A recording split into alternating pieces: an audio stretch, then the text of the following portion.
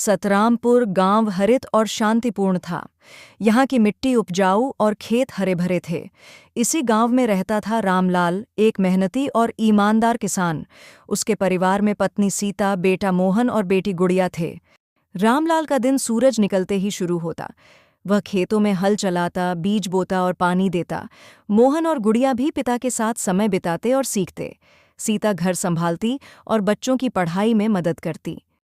ईमानदारी और मेहनत ही जीवन का सबसे बड़ा धन है।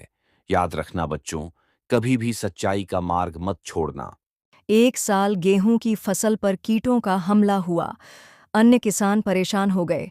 रामलाल ने प्राकृतिक उपाय अपनाए। नीम की पत्तियां छिड़कना, समय पर पानी देना और खेत की सफाई करना। रामलाल, बिना झूठे कीटनाशक के यह कैसे संभव हुआ? सच्चाई और मेहनत का फल कभी बेकार नहीं जाता। फिर बाजार में गेहूं के दाम अचानक गिर गए। कई किसान बेचने में हिचकिचाने लगे।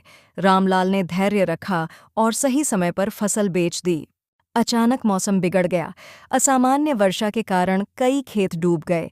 व्यापारी ठाकुर सिंह रामलाल के पास आया। तुम अपनी फसल सस्ती बेच दो, बस थोड़ी झूठी रिपोर्ट बना दो। मैं झूठ नहीं बोल सकता। ईमानदारी ही मेरा मार्ग है। कुछ दिन बाद शहर में गेहूं की कमी हुई। रामलाल ने सही समय पर फसल बेचकर अपने परिवार और गरीब किसानों की मदद की। गांव वाले अब उसे सच्चाई और धैर्य का प्रतीक मानने लगे।